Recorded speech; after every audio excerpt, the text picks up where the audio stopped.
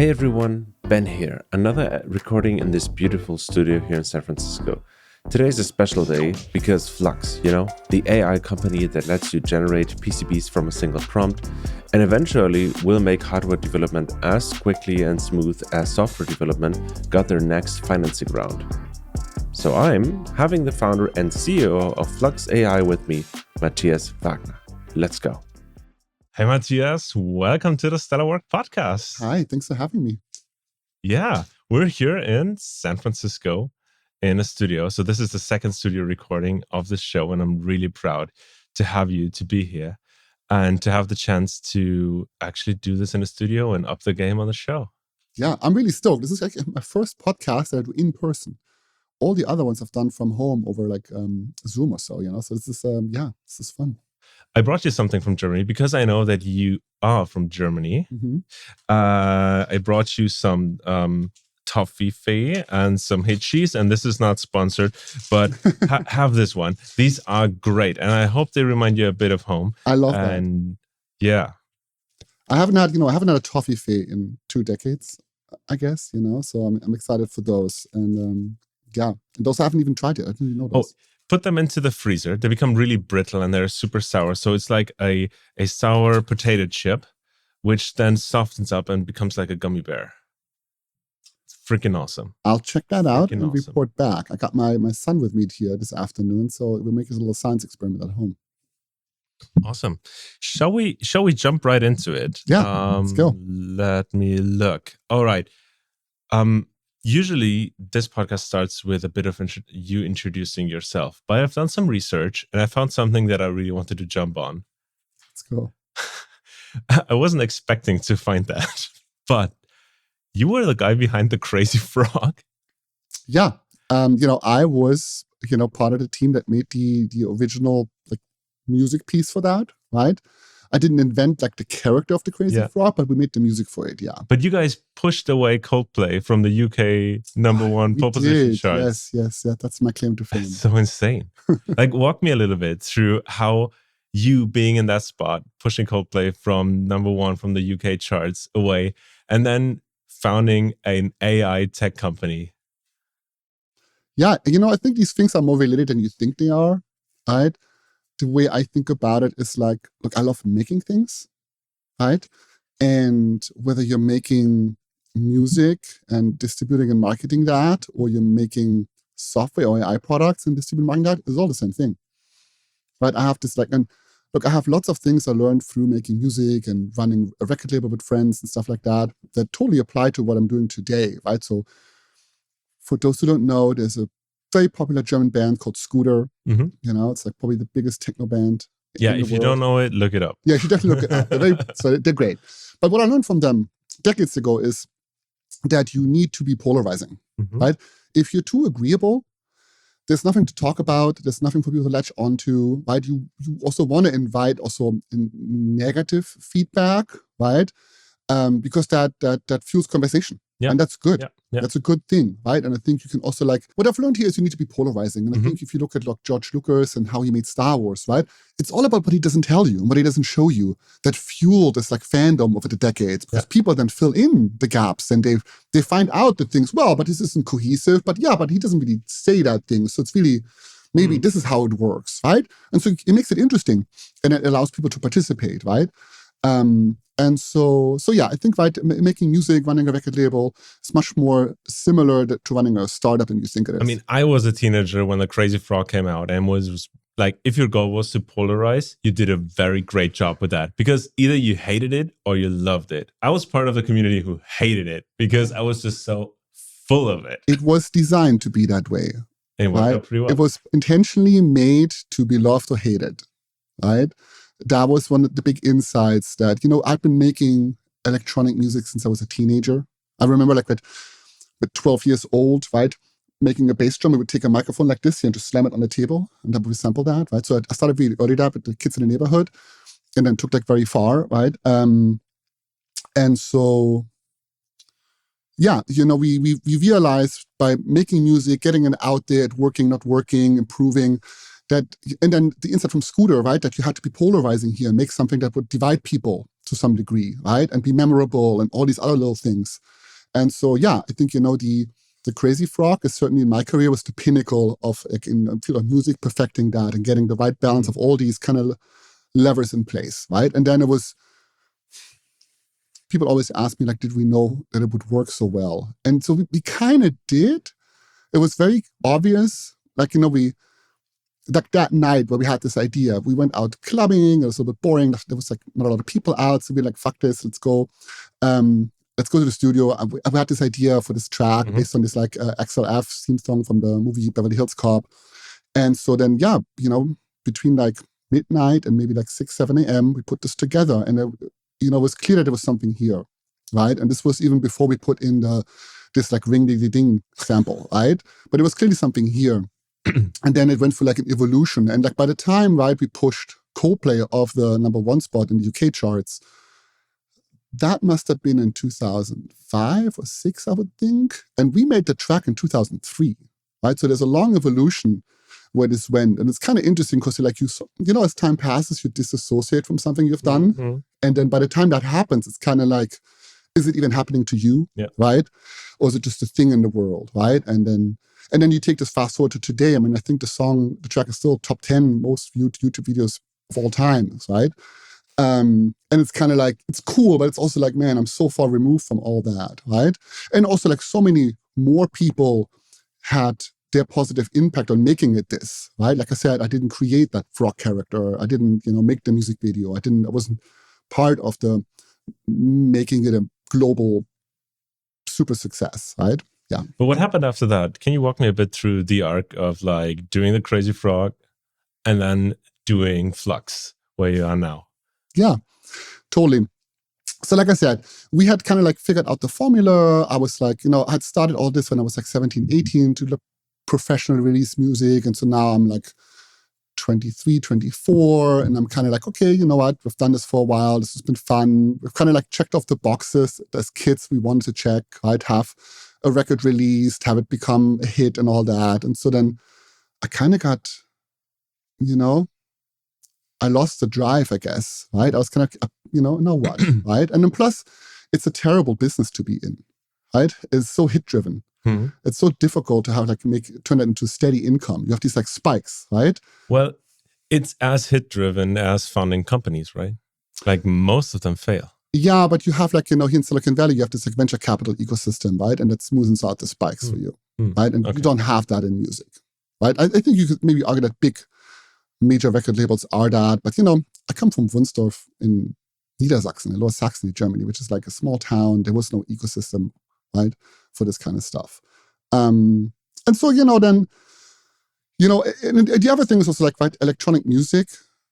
I got into this through not just the love of music, but the love of technology, like synthesizers, right? They're like incredible machines, right? Like sequencers, So this was always like also driven by the passion for technology, right?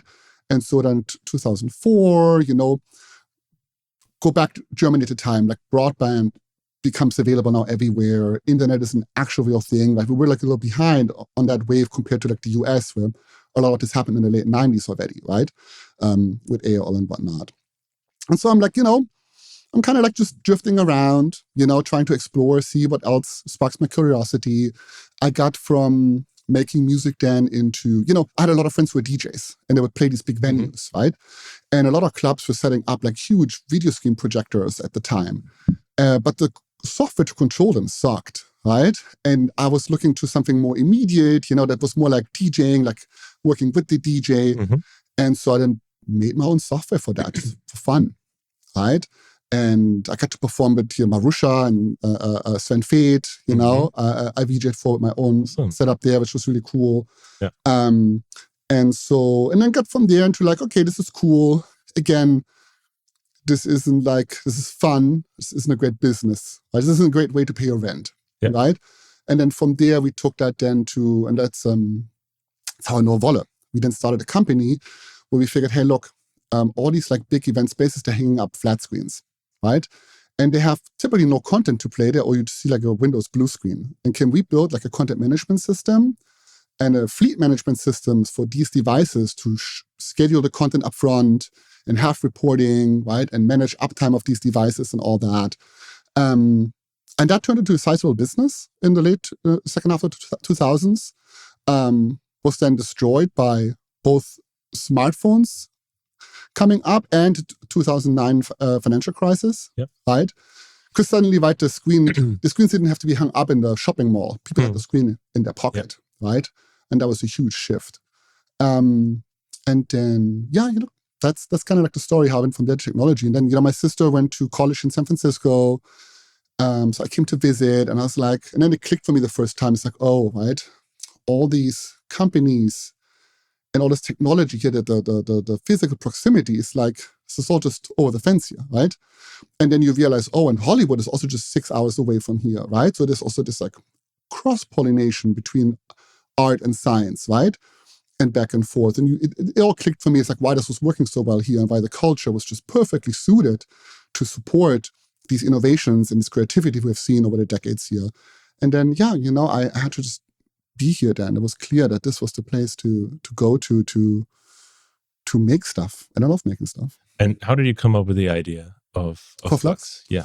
I was at Facebook before. I'd left there in early 2019. I'd been going to Burning Man for over a decade and building all sorts of stuff, right? And so that summer, I was working on, we wanted to power up. We have like a camp with like 80 people, and we wanted to fully solar power that. And we wanted something very scalable. And so at the time, there was no like off-the-shelf product to use to that. So we decided to build our own thing. And so I decided to not design PCB boards for that because it's so cumbersome to do. But it was kind of like a subconscious decision. Later that summer, maybe can you talk to me a little bit about like what PCBs are to give everyone an idea, and also maybe an idea of like what it is to produce them and why people should do it differently. Yeah, look, PCB boards are the cheese of the technology sandwich. So if you think about it glues everything together. So exactly, glue everything together. But if you think semiconductors, like microchips, right, like a GPU or so, you have to integrate them, into like a system. And the PCB board is really the carrier here, right? And then once you have that, you can write software, right? So the stack is here, like semiconductors, PCB boards, software, right? So, the PCB boards are the green little board in your iPhone or your laptop or whatever. Your car keys have those, these cameras here, the micro. There's PCB boards in everything, right? Even things you wouldn't think they're in. And so going back, right? So I had made the subconscious decision to not design a PCB board because that didn't sound like fun. And I was doing this for fun, right? And I came to regret that later in the summer because as we then scaled up production of the units I had designed, I realized, man, this is really cumbersome to do by hand. And aren't PCB boards meant to be the solution for this kind of problem? And why didn't I design a PCB board? And I was like, because it sucks. Why? It's no fun at all. Because it's like, the software in the space is from the 70s, 80s. It's the most old school industrial software. Wait, it's everywhere, but they still use stuff from 70s and 80s. Yeah, pretty much. The software that's available here doesn't support copy-paste. There's no collaboration. There's no version history. You're just, it's one step up from drawing it on paper, what exists out there. And because then I was like, oh, you know what? That must have been improved since I last used this kind of software. So I went around on the internet and looked around. It's like, no, this is the same shit that they've been selling us in the 90s, right? The stuff that I got, a pirated copy of as a teenager, this is exactly the same stuff with the same feature set that you can get today, right? And that just made no sense to me. I was like, how is that possible? What am I missing here, right? And so I started then every party event I would go to, I would bump into a friend or somebody else who worked in hardware, I would just rant about this endlessly. And what was surprising is everybody agreed with me, right? I met somebody who worked on the iPhone motherboard at Apple, and he's like, no, totally, I'm with you. It's complete garbage, this software, right? That's why nobody wants to do this job. Why everybody left receiving for software development, right? Because nobody wants to do this work, because it sucks.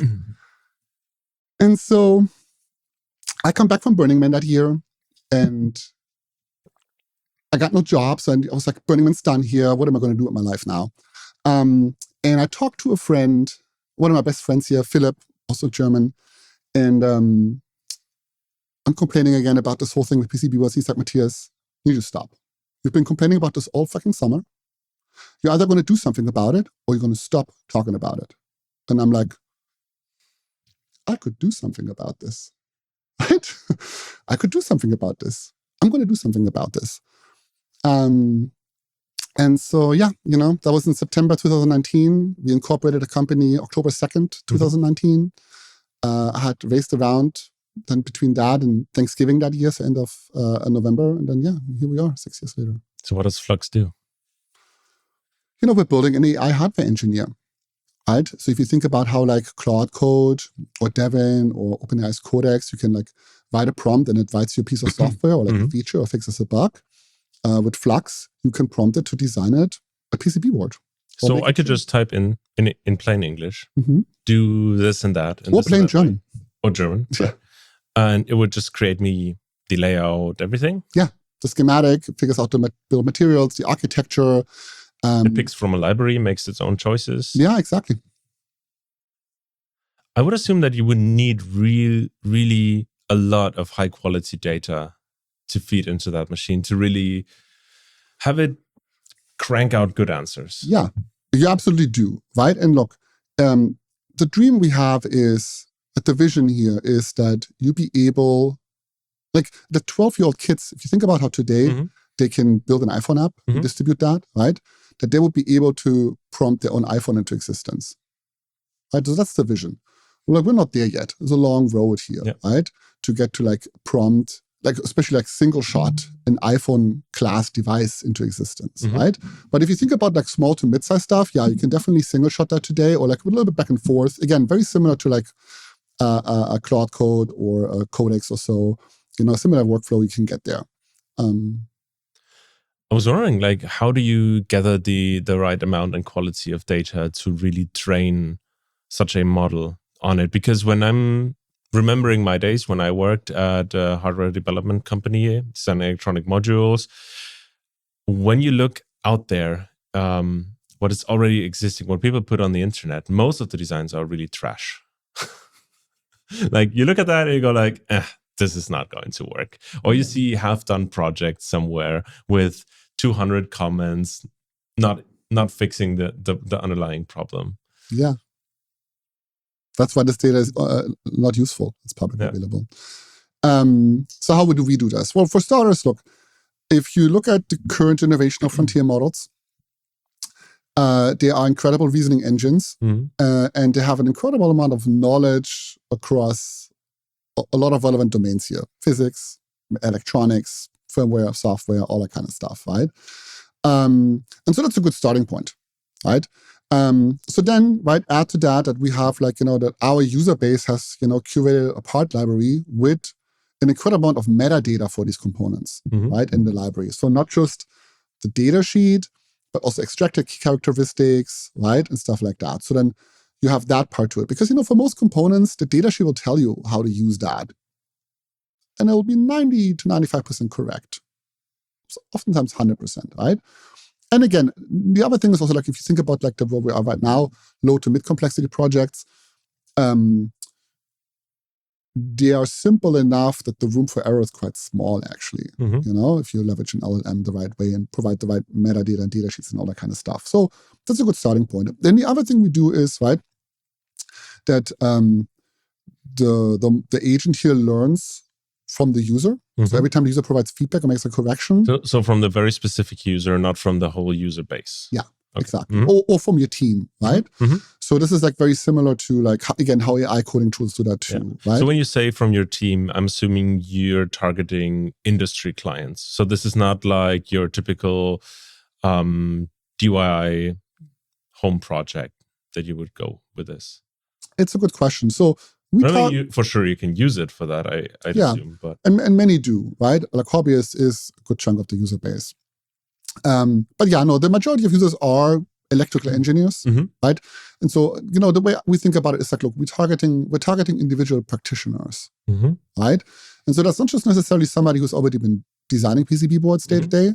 That's somebody who, they have the education, the knowledge, right? They know how they could do that, just haven't had the time or resources to do that, right? And so in that sense, you realize we're not really competing actually with the incumbents, right? Because that's a fairly small, limited market. We're much more competing with OEMs here. Right? So think about all the kind of like shops.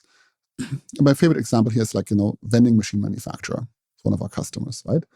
They would previously buy 4 or 5 OEM PCB boards, integrate them to a single vending machine, right? And so what's the issue with that? Right? The total cost of ownership is fairly high, right? Because, you think about each of these PCB boards, there's a profit margin for the OEM, then there's 2, 3, 4 distributors that went through it, each take 50%. Then the cost of combining these boards, configuring them into a single assembly, like a vending machine. In the field, the thing breaks down, you got to have replacements for all these boards, yada, yada, right? So fast forward that now they use Flux, they make a single integrated board that also has exactly the features they want. They pay material costs to manufacture that thing, right? Which is pennies on the dollar.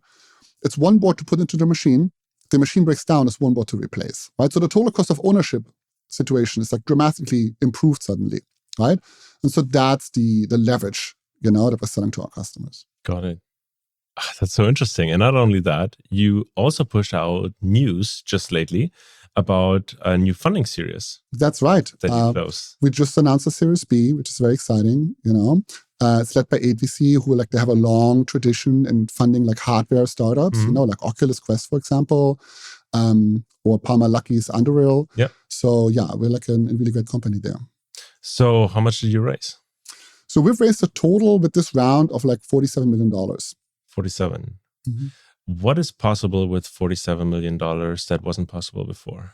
I tell you. So look, what we're doing, why has nobody done this before, right? It's because one of our engineers said that jokingly a while back. He said, look, I think we're doing the only thing that's harder than making hardware. We're making software to make hardware, right? And so the upfront cost is just humongous here, right? If you think CAD software, right? CAD software is on the right? All the hardest computer science problems. We're talking about CAD, not CAD. Yeah, I'm thinking the general category. What we do, not CADs. Yeah. And we are specifically doing EDA software, but it's all like, think about the category here. The big one is CAD software, right? Yep. And so if you think about CAD software, it's like all your hardest computer science problems are assembled in one place here. Right? It's like on the complexity level of building a new operating system. And who has built a new operating system in the last 2 decades? Nobody. Yep. Everybody's been forking Linux, because it's so freaking hard, right? But what we realized... It's also really hard making it profitable. It's not like everybody would go out for looking for an operating system. No, totally. But the insight we had is like in 2019, if you go back there, Figma had just started to gain traction, right? And they had shown that you can build this level of complexity software and put it into a browser. And that nobody believed before, I would say, right? That would have been highly speculative. The other thing they showed is like that you actually can spend 6 years and build a piece of software like that. And that if you did, it would actually work and it'd be a massive moat, right? Nobody would be able to compete. And I love, competition-free opportunities, right? Peter Thiel says that nice. He says that competition is for losers. And I totally believe that, right? If you're doing something that's competition, why are you wasting your time? Yeah. Find something where there's no competition. It's much more. There was also this quote by, I think it was Naval Ravikant. Do you know him? I know him, yeah. Yeah, he also said figure something along the lines. I'm probably quoting him wrong here, but figure out who you are and productize yourself. Yeah. Because nobody can compete with you on being you. Yeah. And I think that's true for people, but that's also true for companies. And look, and if you ask my ex-wife, she'll attest that I'm like the most stubborn motherfucker around, right?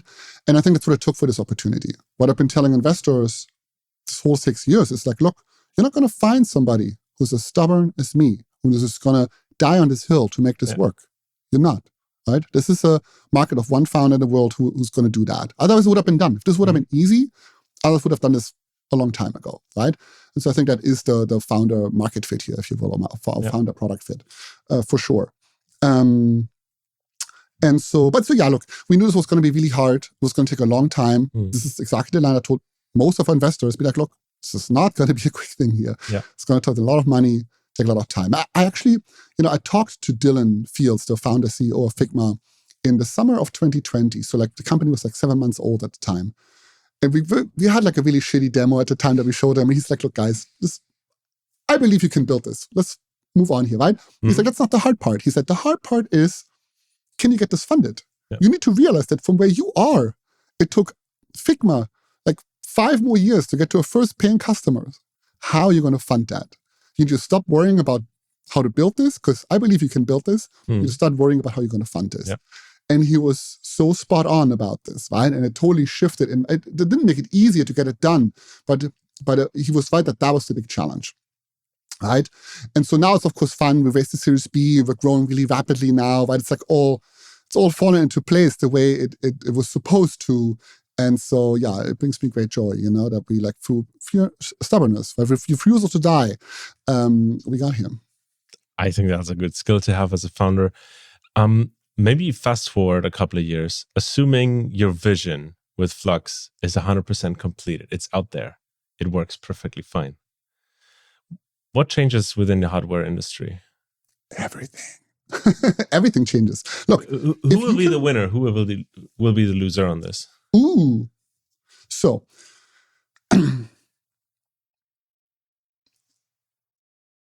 if we can enable 12-year-olds to prompt an iPhone class device into existence, and I'm not just talking the electronics, I'm also thinking about the enclosure, the whole thing, right?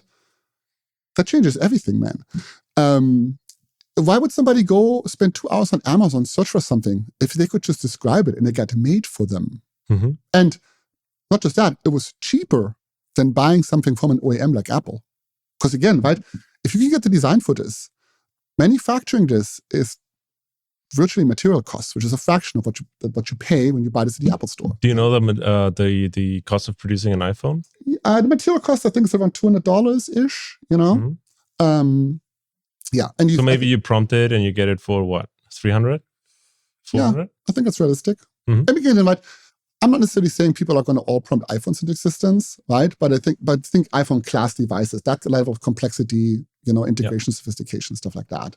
People always ask me, Matthias, but an iPhone, it's much more about the software than the hardware. It's like, yeah, sure, man. But like software is getting revolutionized much faster than we can keep up on the hardware side, right? By the time you can prompt this piece of hardware into existence, you can prompt the OS, correct, into existence before you finish your coffee in the morning, right? Or even if you don't, you can probably grab it off the shelf by then. Yeah, so it'll be solved, long before we solve making the hardware piece. That's my point. And so how is it going to change? I mean, I think it's the end of most of it's the end of the OEM ecosystem, I think, for most categories. I think there'll probably always be some categories where like high specialization or so makes it so that an OEM can have a valid business. But I think it's going to like drastically change what the landscape looks like there.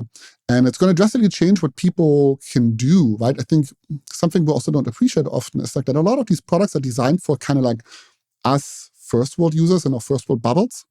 And I'm not just talking about like smartphones or like smartwatches and stuff like that, but I think even like farm automation equipment. Of course, there's companies that make farm automation equipment to control your pumps and all that kind of stuff.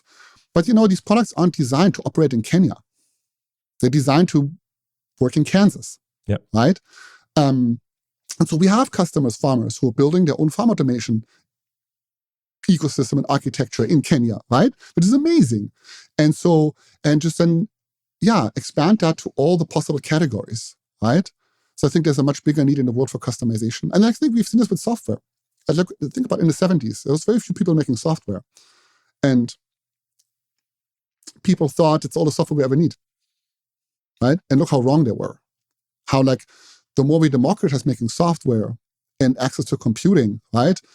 How much diversity we've gotten and how much innovation and how much economic opportunity it has created in the world and is creating in the world, right? So, yeah.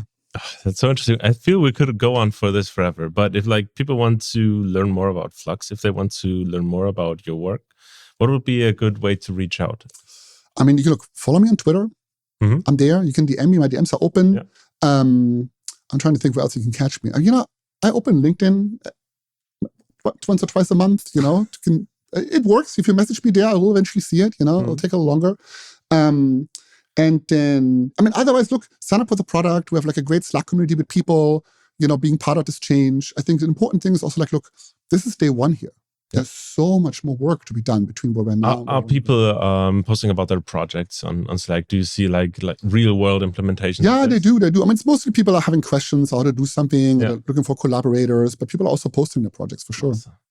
That's so great what you built. Thank you so much for coming onto the show. Thanks for having me. Put all the links in the show notes if you want to check out your work, if you want to get in touch with you.